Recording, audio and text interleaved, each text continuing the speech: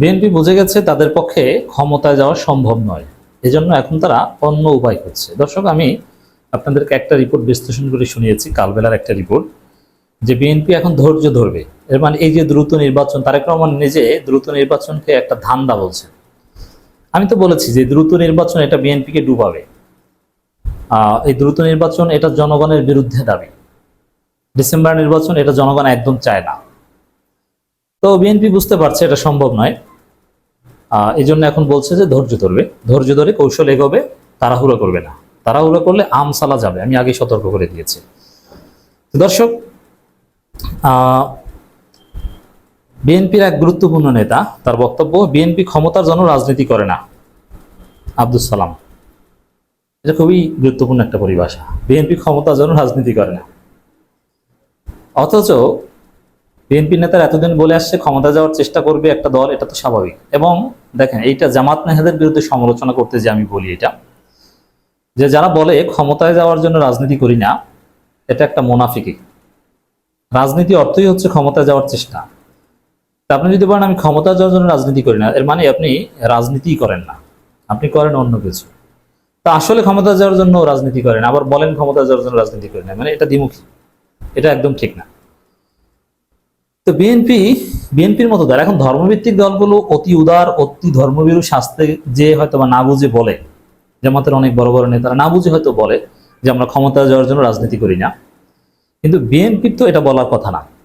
BNP তো ক্ষমতা কেন্দ্রিক একটা দল। বিএনপি সম্পর্ক, অস্তিত্ব, টিকে থাকা, রাজনীতি সব ক্ষমতা কেন্দ্রিক। জামাত ইসলামীকে রাজনীতি থেকে দূরে সরিয়ে দিলেও তাদের অনেক কাজ আছে, অথবা জামাতের সামগ্রিক কর্মকাণ্ডের 10% বা 20% রাজনীতি, শিবিরের 5% বা 10% রাজনীতি, বাকিটা ইসলামী আন্দোলন, একামতি দিন, মানুষ তৈরি, তাকওয়া, কোরআন হাদিস শেখা।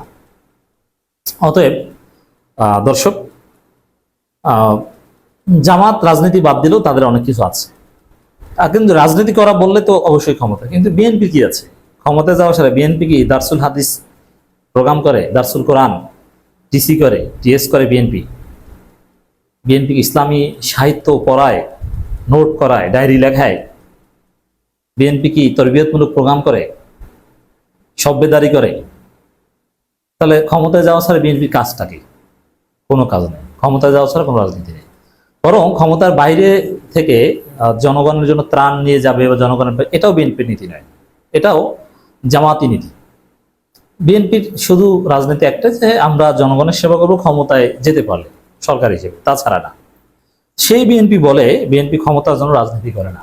এর অর্থ হচ্ছে বিএনপি বুঝে গেছে তারা ক্ষমতায় যেতে পারবে না, এখন একটু হুজুর শাস্তে যাচ্ছে। ভাই, আমরা ক্ষমতায় যাওয়ার জন্য রাজনীতি করি না, ক্ষমতায় যেতে পারবে না তো কি, আমরা ভালো, আমরা দেশের জন্য, আপনাদের জন্য করি। যখন দেখবে যে ক্ষমতায় যেতে পারছে না, ক্ষমতায় যাওয়ার রাস্তা বন্ধ, এরপরে দেখবেন যে জনগণের কাছে ত্রাণ নিয়ে যাচ্ছে, এরপরে দেখবেন যে সামাজিক সংগঠন করছে, এরপরে দেখবেন যে ওয়াজ মাহফিল আয়োজন করছে, আয়োজনে বাংলাদেশ জাতীয়তাবাদী দল এই পথে যাবে।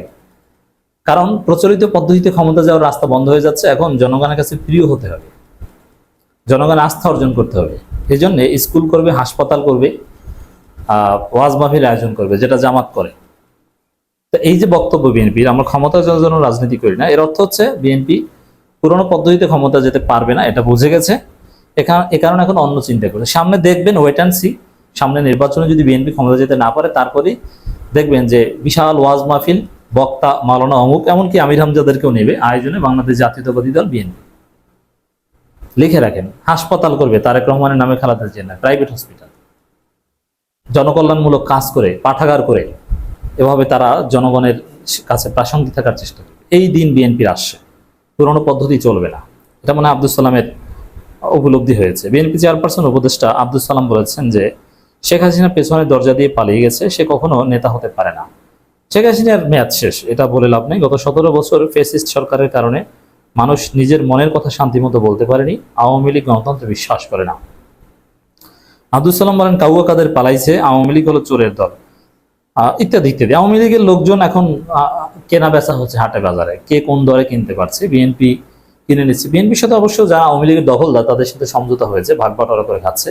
আর যারা সাধারণ আওয়ামী লীগের, তারা বাজারে এখন কেনা বেচা হচ্ছে, অনেকেই কিনছে, এনসিপি কিনছে, আর অনেকেই কিনবে। জামাত ইসলামী ওইভাবে কিনতে পারছে না। তবে আওয়ামী লীগের মধ্যে যারা মোটামুটি ধর্মভীরু তারা অনেকে জামাত ইসলামীকে ঠিকানা হিসাবে বেছে নিতে পারে অদূর ভবিষ্যতে, আমি বিশ্বাস করি, এবং ইট শুড বি। যাই হোক দর্শক, এই পয়েন্টটা খুবই গুরুত্বপূর্ণ। বিএনপির একটা কঠিন উপলব্ধি যে বিএনপি ক্ষমতার জন্য রাজনীতি করে না, ক্ষমতায় যেতে পারবে না প্রচলিত পদ্ধতিতে। সামনে বিএনপিকে সামাজিক কাজ করতে হবে, ওয়াজ মাহফিল আয়োজন করতে হবে। আমরা অপেক্ষা আছি সেই দৃশ্য দেখার।